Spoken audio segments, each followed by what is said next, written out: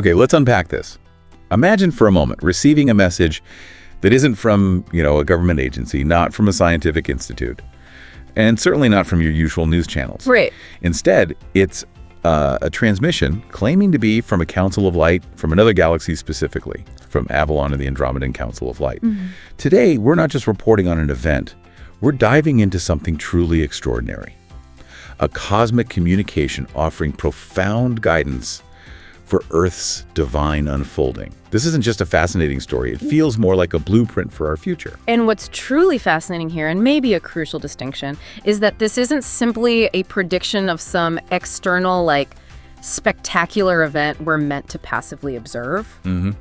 Like a starship landing on the White House lawn or something. Right, yeah. Not just waiting for the show. Exactly.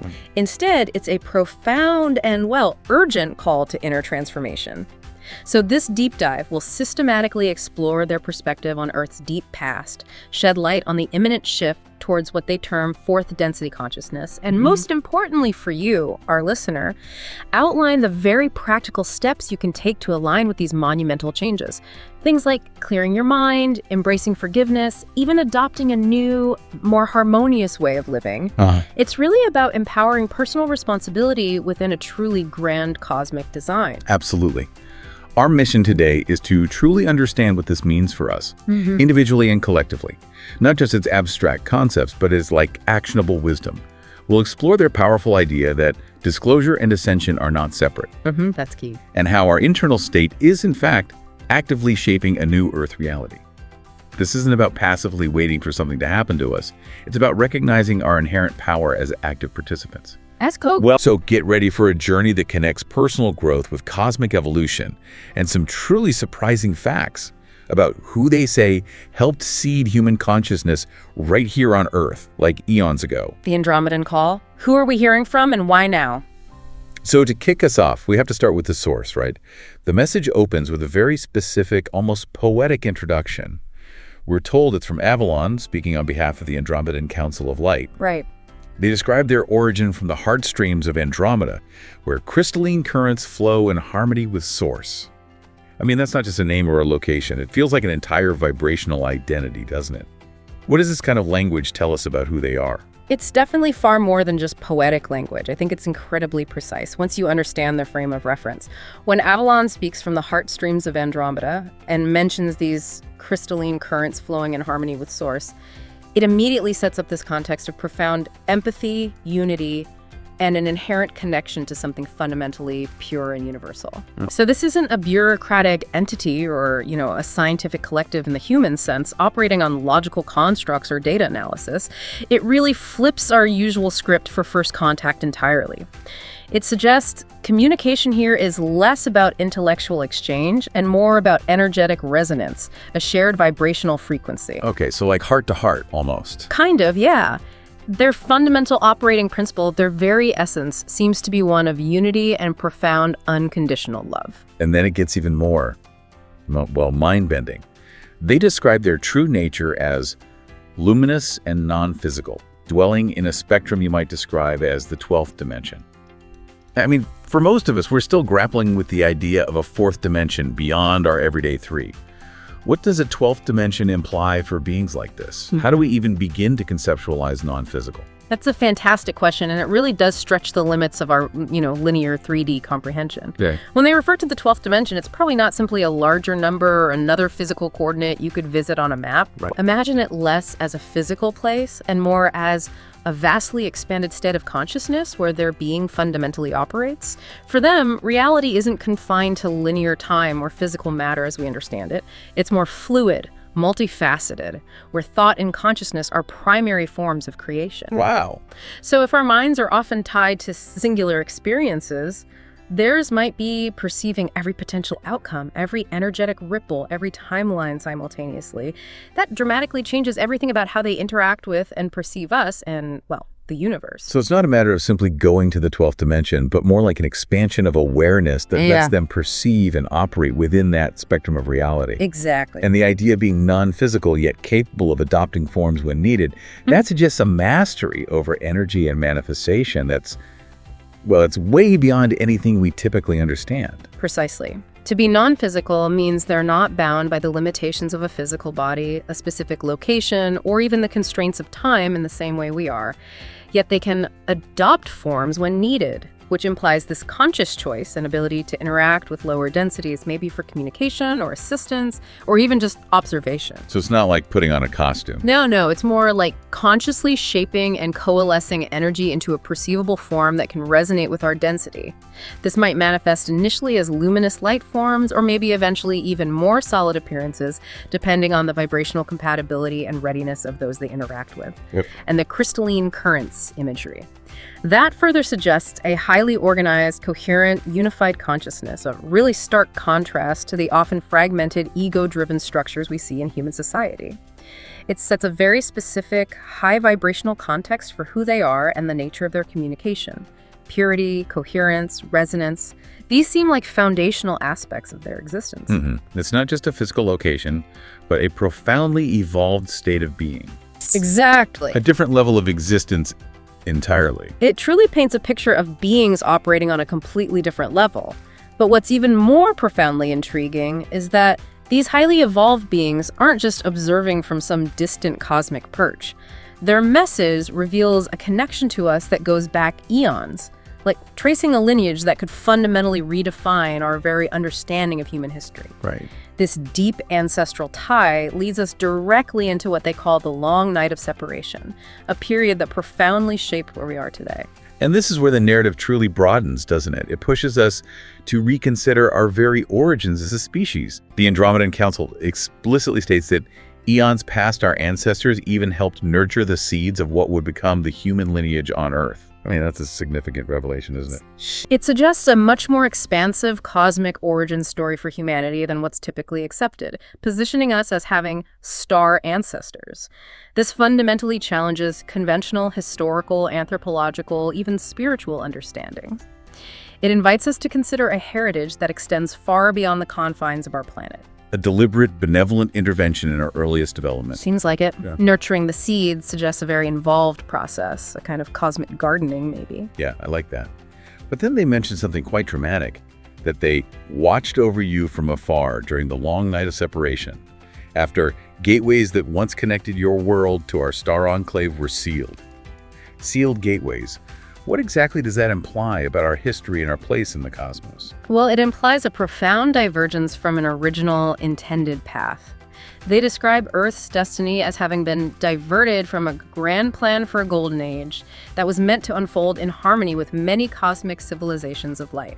Wow. Think of Earth as like a magnificent, vibrant garden intended to flourish with abundant light, diversity, interconnectedness. Yeah. But then, as they describe it, connecting portals, these energetic bridges that allowed for higher vibrational exchange were taken over by forces of lower vibration. Now, this wasn't necessarily a violent conquest in a physical sense, but more like a subtle, energetic quarantine. Like quarantine. Yeah, it cut Earth off from higher frequencies, allowing denser influences to gain a foothold, creating what they call a subtle veil of low vibrational interference. A veil of interference. That sounds like a cosmic drama playing out with Earth as the stage. Yeah. What were the consequences of this interference for humanity? Exactly. Imagine that garden suddenly cut off from its essential nourishment and light by a shadow, or a dense web of illusion and limitation, as they describe it. Humanity's innate multidimensional awareness was gradually confined, our perception narrowed. The planet lost access to its higher potential and benevolent guidance from cosmic families. So that explains a lot, maybe. Right. This long night of separation led to the development of societies often based on fear, competition, and this deep sense of isolation, rather than the unity and harmony originally envisioned. The implications are profound. Our current state of limitation, conflict, perceived scarcity, it isn't our original design, but maybe a result of this historical divergence. So there was a pre-planned golden age. Yeah. A path towards cosmic harmony that got disrupted. That's what it suggests, disrupted by other less harmonious forces who sought to control and exploit. The sealing of those gateways effectively placed Earth in an energetic bubble, largely preventing direct interaction with those operating at higher, more unified frequencies, and allowed for systems based on division to become really deeply entrenched. So humanity's journey through this dense web of illusion and limitation was like being in that garden meant for flourishing but cut off from essential light, struggling to remember its true nature. It's a powerful analogy for what we've experienced for so long. It really is. But the critical point here is that this historical context sets the stage for understanding why they are returning now, as this long night finally draws to a close. The cosmic timeline. Disclosure, ascension, and Earth's great shift. And this brings us right to the core of their message for our present moment. The cosmic timeline. They state that now that time comes again for reconnection, as disclosure, the unveiling of our presence, approaches as the old interference lifts. But here's the kicker, and it's a profound one. They emphasize that disclosure and ascension are not separate. This isn't just about waiting for an external event. It's deeply tied to an inner awakening.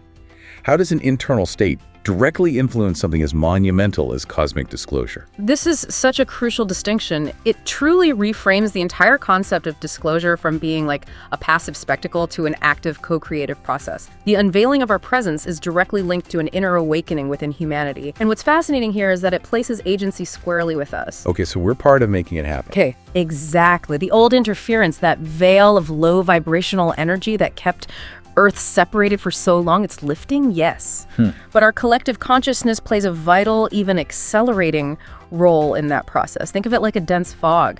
It might dissipate on its own eventually, maybe with the rising sun, but if a collective internal light and internal illumination helps to burn it away. Then the clarity arrives much faster. Right, faster and more completely. So it's not just if they arrive, but how and when, based on our collective readiness. That feels like a significant responsibility. It is. What exactly is this inner awakening they're referring to, and how does it connect to the old interference lifting? Well, the inner awakening refers to a shift in humanity's collective consciousness, moving from fear-based, ego-driven, separation-oriented thinking to one rooted in love, unity, and a recognition of our inherent divine nature. As more individuals move into this higher vibrational state, the energetic resonance of the planet itself begins to shift. This weakening of the old interference isn't a physical battle, it's an energetic one. The lower vibrational forces that maintain the veil thrive on fear and ignorance. So as we awaken, they lose power. Precisely. As humanity awakens to truth and embodies love, those lower frequencies lose their foothold, effectively dissolving the veil. And if disclosure is tied to our inner awakening, it raises an important question. What happens if collective consciousness doesn't reach a certain point? Yeah, does that mean? The choice, our readiness dictates the timing and nature of the unveiling. It suggests exactly that. The form this disclosure takes could vary dramatically depending on our internal state. Maybe a gradual, subtle integration, or perhaps a more direct, open contact. It's really a call to profound self-responsibility where our internal world directly impacts our external reality. So it's about raising our own frequency to meet theirs. Wow. And this grand shift isn't just a vague future event. They provide a specific window for accelerated change, the 2026-2027 timeline. That's incredibly precise for a cosmic message. It truly is, and it really underscores the urgency and significance of this period. The message explicitly states, as the year 2026 dawns, you approach a momentous cosmic juncture. This isn't a gradual transition over centuries. It's described as a specific, accelerated period of intense transformation. They describe it as a transition into a higher vibrational density, moving your planet into what some call fourth density consciousness. This is a monumental leap from our current predominant three-dimensional reality. You're right. In 3D, our focus is often on individual survival, competition, very linear time. Exactly. So what does fourth density consciousness actually feel like? How does that manifest in our perception in daily lives? Okay, think of it like a fundamental shift in our operating system, not just an upgrade. Yep. Characteristics of fourth density consciousness might include a much clearer, more direct, intuitive connection, maybe a heightened sense of telepathy, and an innate understanding of unity that just dissolves the illusion of separation. Wow. Empathy becomes more like a default mode of interaction, and our perception of linear time and physical boundaries begins to diminish or at least become more fluid. So time might feel different, more synchronicities. Yeah, you might experience time more fluidly, notice synchronicities multiplying like crazy. It means your thoughts could influence reality much more directly and rapidly. That's a glimpse of the expanded awareness and, well, profound responsibility that comes with this vibrational shift. And this affects the planet, too. It's energetic alignment. Oh, absolutely. It means Gaia herself is undergoing a transformation, and this will profoundly affect Earth's energetic alignment and the collective psyche of humanity. As the planet's frequency rises, so too must the consciousness of its inhabitants to remain in harmony. And it sounds like this won't be a quiet, gentle process necessarily. They warn us to prepare your consciousness for unusual phenomena and accelerated change. What kind of unusual phenomena should we be looking out for? Indeed, it's a bit of a cosmic heads up that things are about to get very interesting and potentially pretty intense. They mention signs in the skies or feel fluctuations in Earth's energy field. Okay, like what? More UFO sightings? Strange lights? Could be. Huh? Perhaps more visible craft, unusual light displays, maybe astronomical events we haven't seen before. And on Earth, we might see changes in global weather patterns, increased seismic activity, or even noticeable shifts in the emotional and mental states of populations. So highs and lows. Could be moments of collective exhilaration and periods of heightened tension as old energies get purged. But the message uses a powerful, comforting analogy here. Think of a seed breaking open before a sprout emerges. Some turmoil is natural, but it serves new life. I like that. It provides a hopeful lens for viewing potential chaos, reframing it not as just a breakdown, but as a necessary breakthrough. So even amidst what might feel like complete chaos, this message actually offers us a profound silver lining, doesn't it?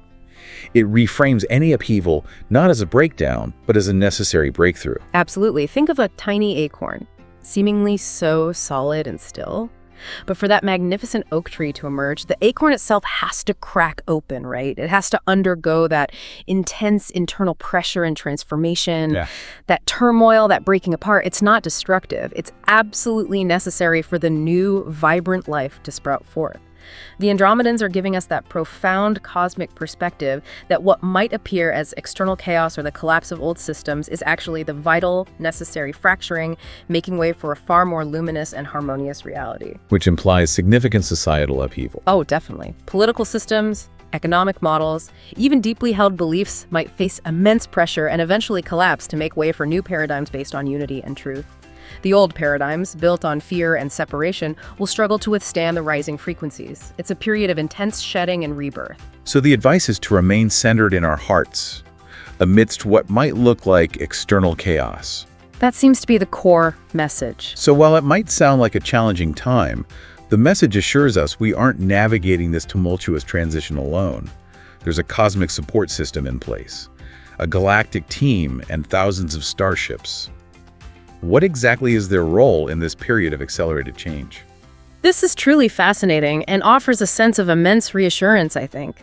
The Andromedan Council states that a galactic team is assisting you and Gaia to keep pace with the quickening ascension energies. They clarify that thousands of starships have taken up position around your globe, forming a network of higher light, helping to buffer and smooth the intense cosmic energy streaming in. Okay, so like a cosmic energy shield. Or a filter. Yeah, like a grid of benevolent frequencies surrounding Earth. Without this buffering, the integration process for both Earth and humanity could be far more disruptive, maybe overwhelming our systems with intense light codes and frequencies. So it's an active energetic intervention to ease our transition. Exactly. And we're told to expect unusual lights or objects in the sky as direct, visible signs of these benevolent presences at work, a quiet acknowledgement of their support. And it's not just general support. They mention the specific return of the ancient Anunnaki and Syrian collectives. I mean, for anyone interested in human origins and esoteric history, these names carry a lot of weight. They really do. They're described as the original seeders of human consciousness around 75,000 years ago. That's a huge, almost mythic piece of information. What does their return signify? It absolutely is huge, and this detail introduces a profound layer to Earth's history and our understanding of our own heritage. The message foretells that during this phase, 2026-2027, the ancient Anunnaki and Syrian collectives will likely make their presence known again. Their role as original seeders fundamentally reshapes our understanding of humanity's genetic and spiritual heritage. It suggests a deliberate, intelligent design behind our evolution. Which isn't entirely new in some ancient texts, but to have it affirmed here. By the Andromedan Council, yeah, that's significant. And what about their intent? Because these names, Anunnaki especially, can sometimes carry negative connotations in certain narratives.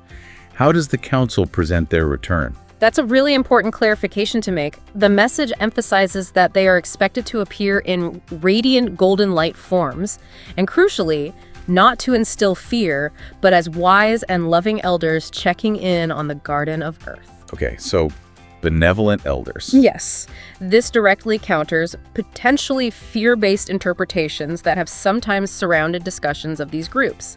It portrays them as benevolent long-term stewards. Their purpose is to affirm your progress and help you realign with the highest timeline. They are explicitly likened to master gardeners returning to see the harvest, which is a powerful analogy suggesting a long-term, loving, and patient oversight of humanity's evolution and development. Master gardeners. Yeah. So they've been watching us.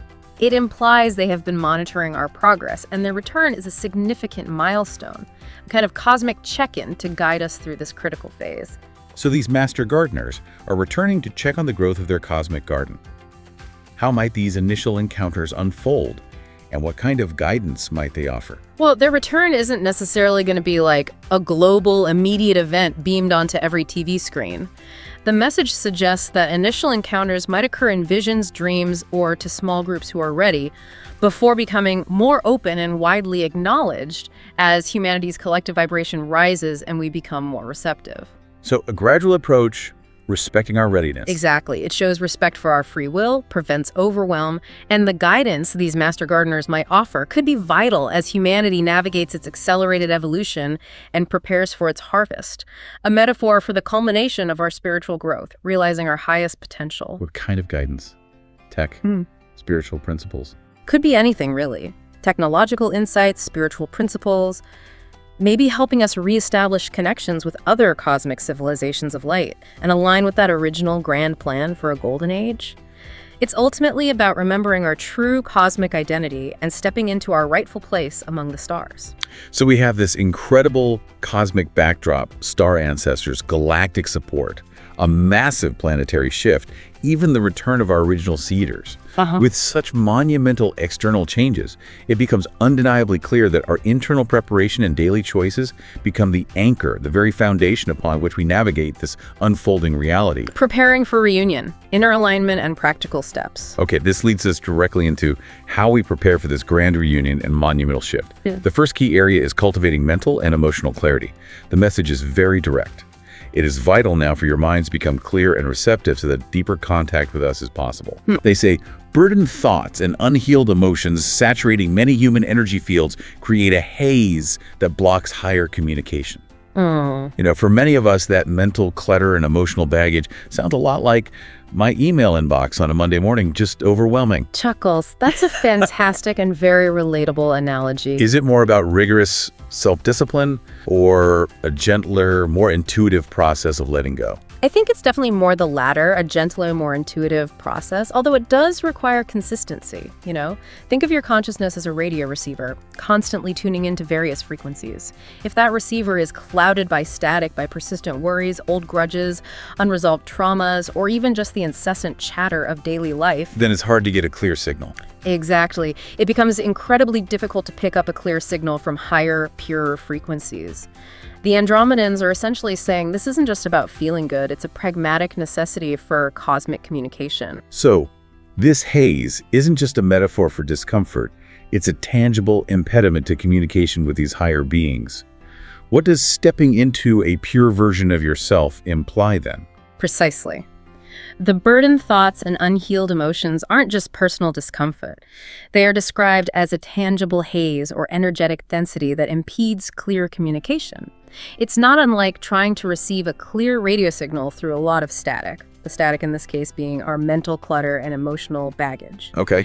By consciously clearing that haze, we're essentially recalibrating our internal antenna, making direct, clear communication with higher consciousness not just possible, but maybe inevitable. In that pure version. Stepping into a pure version of yourself implies shedding the layers of societal conditioning, past hurts, limiting beliefs, egoic identifications, all the stuff that obscures our authentic, unburdened essence. It's about reconnecting with the core divine self that exists beneath all those accumulated layers.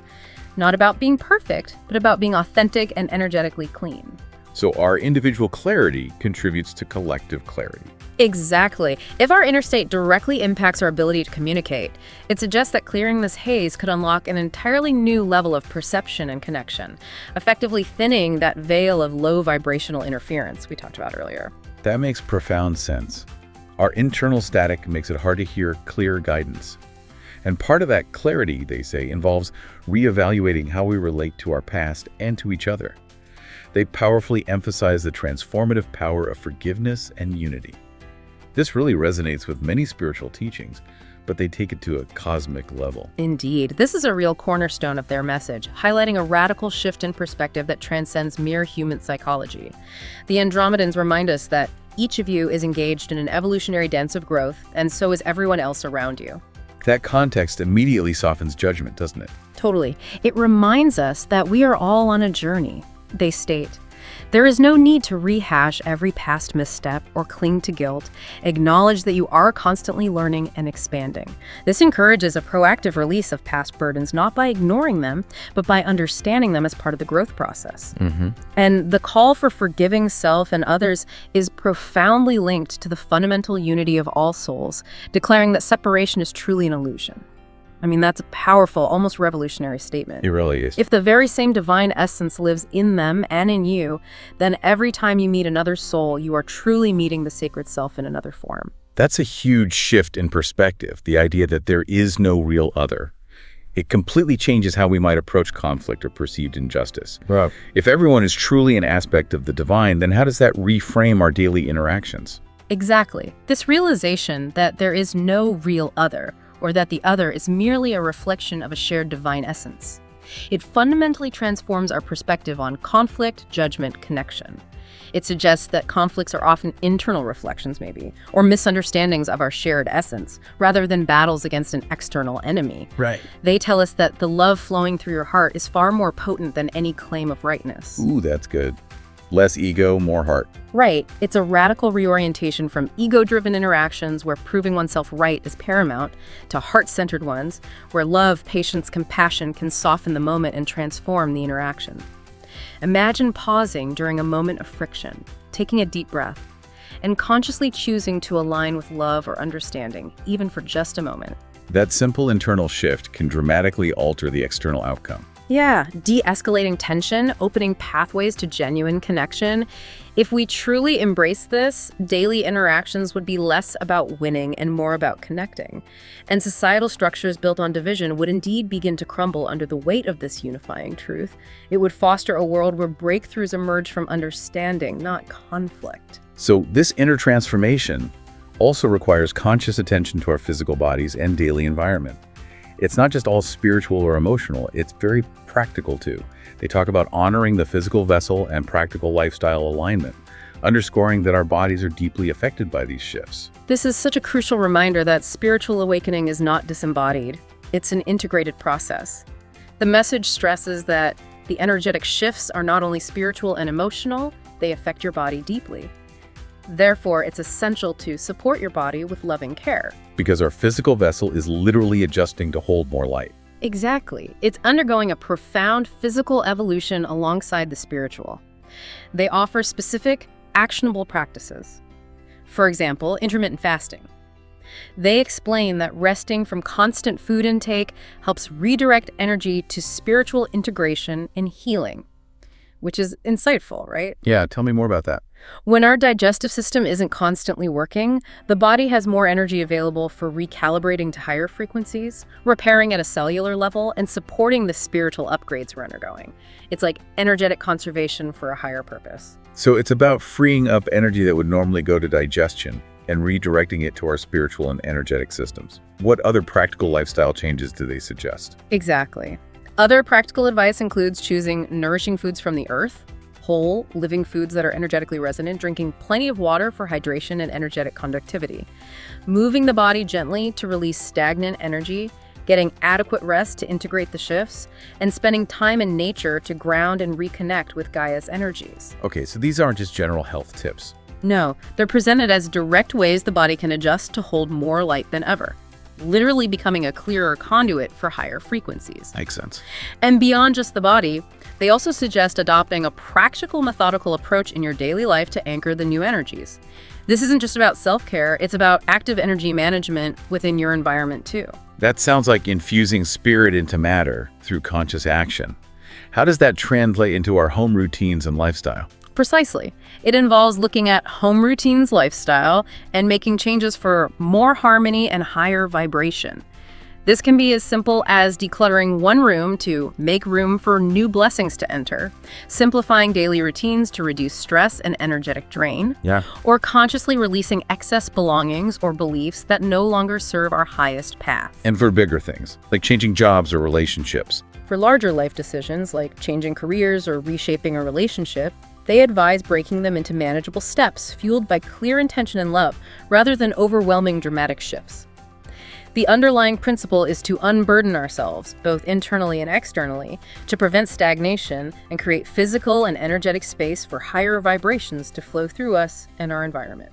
So our cells actually change. They start to sing with this new energy. That's the implication, a physical evolution alongside the spiritual. Living in this aligned way could lead to profound long-term effects on physical health, increased vitality, and an enhanced ability to perceive the spiritual dimensions of life. Wow. Okay, so with so much information and so many profound changes happening both internally and externally, discerning truth becomes absolutely paramount. This is where navigating distortions and trusting our inner knowing comes in, because the message warns us to expect challenges to our perception. This guidance is incredibly relevant, isn't it? Especially in our current information-saturated world where narratives can be so easily manipulated. The Andromedans warn that during this great shift, you will likely encounter mixed messages or even deliberate distortions in your media and communities. Deliberate distortions? Yeah. They explicitly state that these narratives are intended to amplify fear or sow confusion, hoping to keep you unbalanced and unprepared. And this is a critical instruction. Recognize these distractions for what they are, the last clamor of the old paradigm trying to hold on. Okay, so is the old system fighting back energetically? Seems like it. An attempt by the old, lower vibrational structures to maintain control by keeping humanity in a state of unease, doubt, and division. So if something we read or hear triggers only panic and helplessness, that's our red flag, our energetic alarm bell telling us to be skeptical. Absolutely. They give a clear internal litmus test. If information triggers only panic and helplessness, be skeptical. True guidance, even when serious, carries a note of calm empowerment. That's a profound distinction. It really is. Genuine, higher vibrational guidance might present serious information. It might even challenge us, but it always leaves you feeling empowered, capable, clear about your next steps, never helpless or consumed by fear. So what forms might these deliberate distortions take? Fake news, divisive memes. Could be anything. Sensational news stories, divisive social media narratives, maybe even misinterpretations of spiritual concepts designed to create fear or lead you astray. And to strengthen one's inner knowing, which they describe as a reliable compass, consistent practice of stillness and self-reflection is key. Meditation, prayer, just quiet time. Exactly. They suggest accessing it through meditation, prayer, or moments of stillness, using the heart as your quiet sanctuary of truth. It's about pausing before reacting to sensational news, taking a moment to check in with that inner feeling, and allowing the heart's wisdom to discern what truly resonates as authentic and empowering. That inner anchor becomes indispensable. Absolutely, especially in a world filled with conflicting external messages. Co-creating the new Earth reality. Unity, love, and abundance. Okay, so all these internal practices, clearing our minds, embracing forgiveness, honoring our bodies, discerning truth, are leading us towards something truly grand, co-creating the new Earth reality. The Andromedan Council describes the collective awakening now accelerating will herald the collapse of the old matrix on your planet. This isn't just a metaphor for a shift in thinking, is it? They define it as the entire framework of fear, separation, and limitation that has kept humanity bound for millennia. What might the collapse of this old matrix actually look like in our everyday world? This is a powerful vision of systemic, really epical change. The collapse of the old matrix implies a profound dismantling of structures, governmental, economic, social, even deeply entrenched religious and scientific belief systems. Yeah. Basically anything that has been built upon deception, control, and divisiveness. As more people awaken to the truth of their divine nature and the reality of unity, the very foundations of this old paradigm simply cannot withstand the light now pouring from human hearts. It's like those structures built on sand, They just crumble when the tide of truth and unity rises, revealing their inherent instability. So not necessarily violence, but like a loss of integrity, a loss of trust. Exactly. A loss of energetic integrity and public trust. So we're talking about a world based on transparency, compassion, collaboration. Are we seeing initial signs of this fraying web and lifting veils in current global events? I think you could argue we are. The message paints a clear picture of a world based on transparency, compassion, and collaboration, which is a stark contrast to the current model, right? We can already observe initial signs of this fraying web and lifting veils in current global events where previously hidden truths are coming to light, corruption is exposed, and people are questioning established norms and institutions with unprecedented intensity. And this leads to sovereignty. Yes, this shift will lead to a renewed expression of sovereignty. Not just for nations reclaiming autonomy, but profoundly for individuals who will reclaim their inherent power, self-determination, and connection to their divine essence. You are told, you are the catalysts of this great transformation, active, radiant participants in co-creating a new reality. So we're not passive witnesses, we're generating it. Exactly. Through our choices, our inner work, the light we embody. The most challenging aspect of this collapse might well be the uncertainty and the fear of the unknown as familiar structures dissolve. But the message encourages us to remember its ultimate transformative purpose. And this new reality, they say, is founded on the most powerful force in the universe, unconditional love. I mean, this is a concept we hear often, but what does unconditional love without conditions or expectations truly mean in the context of these cosmic shifts? How does it differ from how humans often experience love? This is really the central theme, isn't it? The keystone of the entire unfolding. Unconditional love, love without conditions or expectations, is the key. And it isn't merely a fleeting emotion. It's an active principle, a state of being, the highest frequency. It differs fundamentally from conditional human love, which often comes with attachments, expectations, judgments, that sense of if-then scenarios. Right, I'll love you if. Exactly. Unconditional love, by contrast, sees the divine essence in all beings and situations. It actively dissolves duality and the us versus them mentality. It means loving simply because love is your true nature, not because someone or something meets certain criteria. So how do we live that? They encourage living from your heart each day, focusing on the unity of spirit in all things, and choose love over judgment whenever possible. This literally changes the energetic blueprint of our interactions. And they describe the heart as an alchemical space where lower energies are transformed into gold. That's a powerful metaphor. How does our heart achieve this kind of internal transformation? That's a profound insight into the mechanics of our being, I think. The heart isn't just a physical organ. It's described as an alchemical space, an internal mechanism for transformation. When divisive thoughts, judgments, or fears arise, instead of engaging with them on their own terms, we can consciously pause and offer those thoughts into your heart's light. Offer them into the heart. Yeah, this act transmutes those lower energies, allowing them to soften and dissolve into understanding, empathy, or even just neutral observation, rather than festering into conflict. Imagine if a critical mass of humanity consistently chose love over judgment. It would literally transform everything you perceive in your world, creating an unstoppable ripple effect of harmony. Wow. By doing so, the world begins to reflect that love and oneness back to you, and you become an agent of change, helping to end separation simply by what you empower inside yourself. You become a living embodiment of the new reality. This deep, heart-centered living, then, unlocks an extraordinary level of aliveness. They describe it as experiencing heaven on earth. Moments of exquisite clarity, profound gratitude, even the world responding to our needs almost magically. What does this level of aliveness that is extraordinary truly feel like? And how does co-creation with God manifest daily? This is the promised manifestation, the tangible experience of all the inner work. As you open fully to love, you will step into a level of aliveness that is extraordinary. And it isn't just an internal psychological state. It's described as something that profoundly alters perception itself. Colors appearing more vibrant, sounds more musical, the air feeling crisper, food tasting richer. Like turning up the volume on life. Kind of. It implies a heightening of all senses and a deeper, more intimate connection to the living essence of everything around you. Yeah. Your divine power within you will carry you beyond previous limits, leading to co-creation with God. Yeah. Now, this doesn't mean you're dictating every outcome like some cosmic puppet master, but rather aligning with the universal flow of creation so intimately that life begins to respond to your needs almost magically, as if everything around you is conspiring to support your highest good. So instead of battling life, we're dancing with it. You mentioned synchronicities multiply and challenges turn into opportunities for joyful growth. Can you give us a more vivid picture of how that might play out? Absolutely.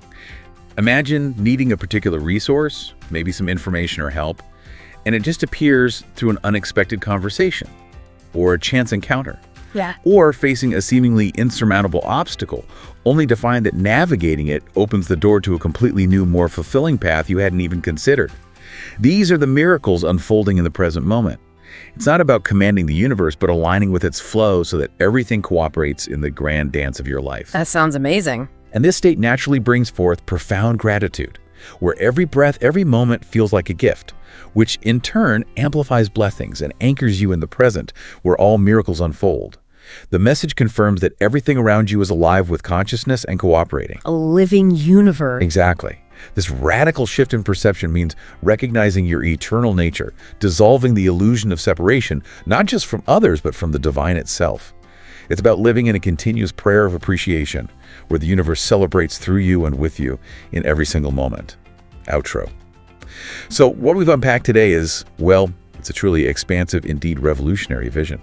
From the Andromedans' ancient benevolent connection to Earth and their luminous, non-physical nature, to the precise timeline of 2026-2027 and the momentous shift to fourth density consciousness. We've seen how internal shifts, like cultivating mental and emotional clarity, practicing radical forgiveness and unity, honoring our physical bodies as temples of light, and navigating distortions with an unwavering trust in our inner knowing. These aren't just personal aspirations. They are essential, interconnected preparations for a collective cosmic reunion and the inevitable collapse of an old paradigm built on fear and limitation. Making way for a world built on unity and love. Exactly. It's abundantly clear that this deep dive isn't just about what's coming or what's happening out there. It's fundamentally about what you are actively creating. The message from Avalon tells us, you hold the painter's brush in your hand. This isn't passive waiting for a cosmic rescue, it's active co-creation.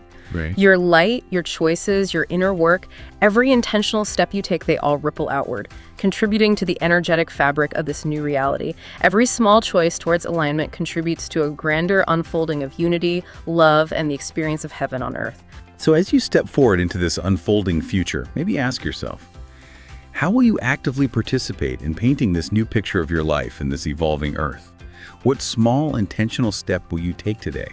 Whether it's clearing a persistent worry from your mind, extending an unexpected act of forgiveness to yourself or another, or simply grounding yourself in profound gratitude for this moment. How will you truly embrace your role as an agent of change and a luminous, undeniable expression of the divine? And remember, you are never alone on this incredible journey. As the Andromedan Council assures us, they are with you always in spirit, in soul-deep communion, supporting every step you take towards freedom, light, and the vibrant, harmonious future that awaits. Walk forward in love, be the light that you are, and trust this sacred, magnificent unfolding.